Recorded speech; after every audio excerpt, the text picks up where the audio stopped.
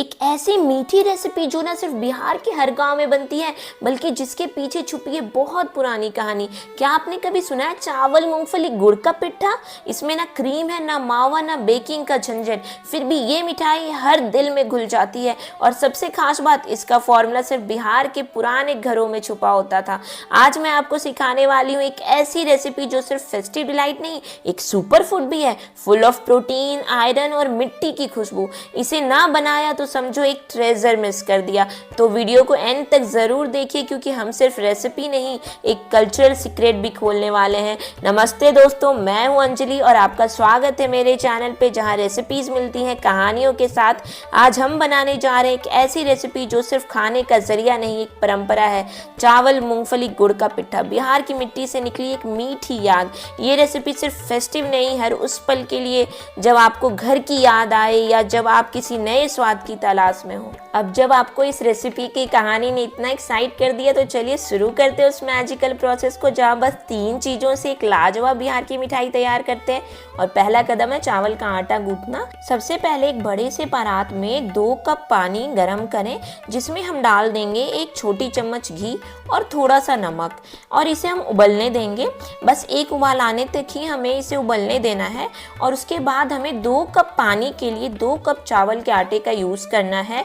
Ratio हमें equal रखना है, इस चीज का बस आपको ध्यान रखना है।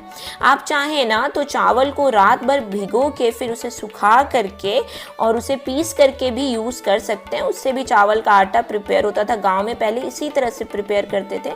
अब इस तरह से हम आटा को डाल करके अब धीरे धीरे स्पैचुला की हेल्प से ना चावल के आटे को और पानी को अच्छी तरह से मिक्स कर लेंगे और गैस को आप बंद कर दीजिए। जब चावल का आटा अच्छी तरह से पानी को एब्जॉर्ब कर ले तो इसे हम किसी कपड़े से या किसी भी बर्तन से ढक करके रेस्ट करने देंगे लगभग 15 से 20 मिनट के लिए। इससे ना जो आटा है ना वो सॉफ्ट हो जाता है, मतलब ना ज़्यादा टाइट होगा ना ज़्यादा स्टिकी। जब तक चावल का आटा कर रहा है रेस्ट, चलिए अब बनाते हैं इस पिट्ठा का असली जादू, वो मीठी कुरकुरी मूंगफली और गुड़ वाली भरवा जो हर बाइट में स्वाद को धमाका बना देती है। एक कढ़ाई ले, नॉन स्टिक या आयरन वाली दोनों चलेगी। उसमें 1 कप मूंगफली डाल दें बिना तेल के। हमें इसे लो टू मीडियम फ्लेम पर ड्राई रोस्ट करना है। ध्यान रखें लगातार चलाते रहना है वरना मूंगफली ना एक तरफ से जल जाएगी और दूसरी तरफ से ना कच्ची रह जाएगी। हाई फ्लेम पे मत ड्राई रोस्ट कीजिएगा वरना मूंगफली जल जाएगी और अंदर से कच्ची रह जाएगी, वो क्रिस्पी और कुरकुरी नहीं होगी। लगभग 5 से 7 मिनट हमें भुनना है। 5 से 7 मिनट तक भुनने के बाद आप देखेंगे कि मूंगफली का छिलका ना हल्का डार्क हो गया है और एक कच्ची खुशबू की जगह एक रोस्टेड अरोमा आ रहा है। बस यही सिग्नल है कि अब ये तैयार है। अब इन्हें एक प्लेट में निकाल कर लगभग 5 से 6 मिनट के लिए ना ठंडा होने दें। बिल्कुल गर्म मूंगफली पर छिलका नहीं छूटेगा, थोड़ा पेशेंस ना यहाँ भी काम आएगा। तो मूंगफली जब तक ठंडी हो रही है हम आटा गूंथ करके रेडी कर लेते हैं। चावल का आटा थोड़ा ठंडा हो गया, मतलब इतना कि हम हाथ से उसे छू सके। इसे हमें थोड़ा गर्म में ही गूंथ करके रेडी करना है, तभी जो डो है ना वो एकदम सॉफ्ट बन के रेडी होता है। आटे को हमें वैसे ही लगा लेना नॉर्मली जैसे हम गेहूं का आटा लगाते हैं ना। इसे मसल कर हमें चिकना करना है जब तक कि डो जो है वो हमारा सॉफ्ट ना हो जाए। अगर गूंथने वक्त आपको डो टाइट लगता है ना तो आप उसमें गर्म पानी का यूज़ कर सकते हैं अपनी कंसिस्टेंसी को मेंटेन करने के लिए। मुझे यहाँ बिल्कुल भी एक्स्ट्रा पानी की ज़रूरत नहीं लगी थी। आटे को अच्छी तरह से गूंथ कर मतलब चिकना कर लेना है, एकदम सॉफ्ट डो तैयार करना है। हमें ध्यान रखना है कि डो एकदम टाइट नहीं होना चाहिए और ना ही चिपचिपा होना चाहिए, एकदम स्मूथ, बिल्कुल मोदक के लिए जो हम डो तैयार करते हैं ना वैसा होना चाहिए।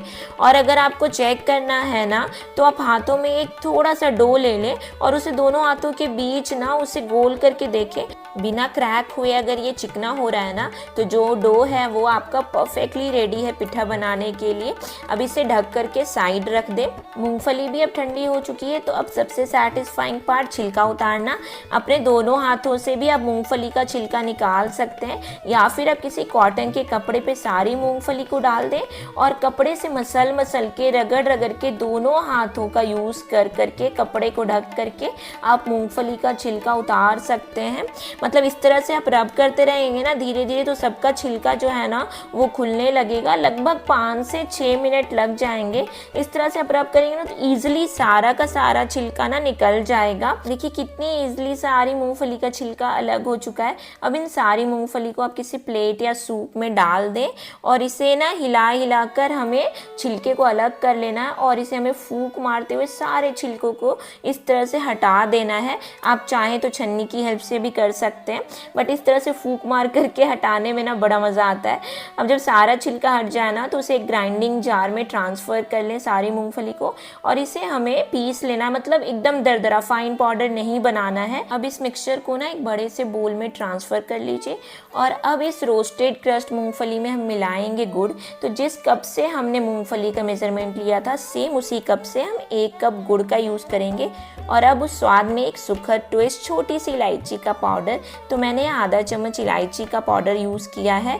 ये भरवा को ना बहुत ही क्लासिक इंडियन मिठास वाली खुशबू जो दिल तक पहुंच जाए वैसा बना देता है।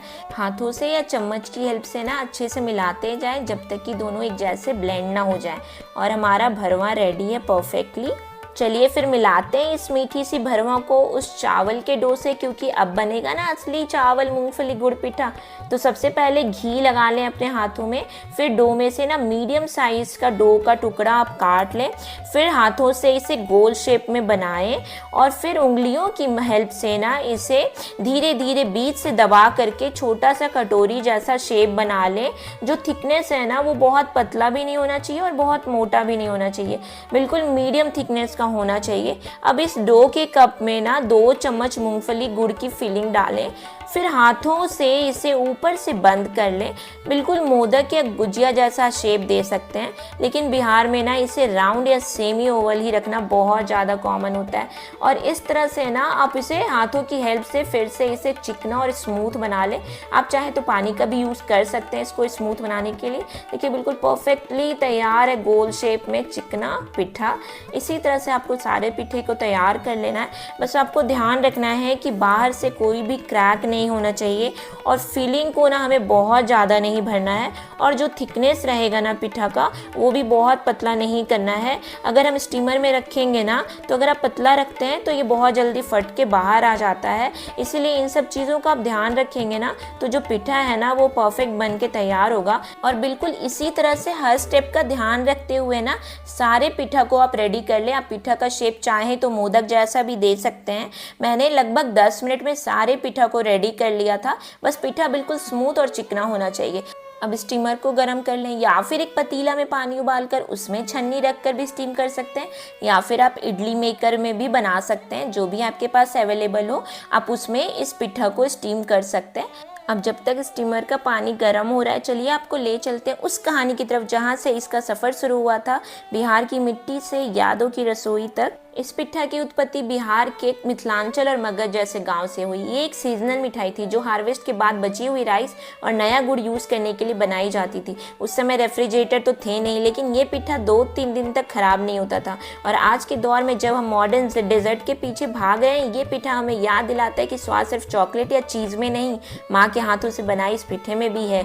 ये बिहार की रसोई से एक खजाना है जो हर बिहारी के दिल में जिंदा है, चाहे वो दुनिया के किसी कोने में क्यों ना हो। पानी अच्छी तरह से उबल चुका है तो बस अब इसके ऊपर हम प्लेट लगा देंगे और इस प्लेट के ऊपर हमें बनाना लीफ या बटर पेपर डाल देना है। अगर इन दोनों में से कुछ भी ना हो तो प्लेट के ऊपर आप ग्रीजिंग कर दें घी से अच्छी तरह से, और उसके बाद हम पिठा को अच्छी तरह से सजा देंगे इस प्लेट के ऊपर। बस ध्यान रखना है कि जो पिठा है ना वो एक दूसरे से थोड़ा डिस्टेंस पे रखना है, वरना पिठा एक दूसरे से चिपक के ना फट जाएगा। इन चीज़ों का हमें ध्यान रखना है। और इस पिठा को ना हमें 10 मिनट तक घड़ी देख करके लो टू मीडियम फ्लेम पर पकाना है। जैसे ही पिठा थोड़ा ट्रांसलूसेंट हो जाए और हल्की सी चमक आ जाए, समझिए ये तैयार है। पिठा को हमें 10 मिनट से ज़्यादा बिल्कुल नहीं पकाना है, नहीं तो ओवर कुक होने के बाद ये फट जाता है। और अब इसे हल्के हाथों से ही निकालें, क्योंकि गर्म होने पे ना पिठा बहुत ही ज़्यादा सॉफ्ट होता है।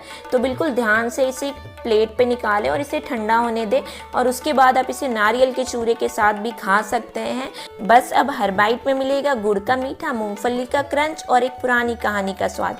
ये सिर्फ एक रेसिपी नहीं थी, ये था एक संस्कार, एक ऐसी मिठाई जो मॉडर्न टेस्ट के बीच अपनी जगह बनाए हुए है, बिहार के हर कोने से लेकर आपके दिल तक। अगर आपको ये रेसिपी पसंद आई हो तो लाइक ज़रूर करें, कमेंट में बताएं कि आपके घर में इसे क्या कहते थे, और चैनल को सब्सक्राइब करें क्योंकि हम लेकर आते रहेंगे ऐसे ही भूले बिसरे स्वाद कहानियों के साथ। तब तक के लिए स्वस्थ रहें, स्वादिष्ट बनाएं, स्वादिष्ट खाएं। मिलते हैं अगले एपिसोड में। Bye bye.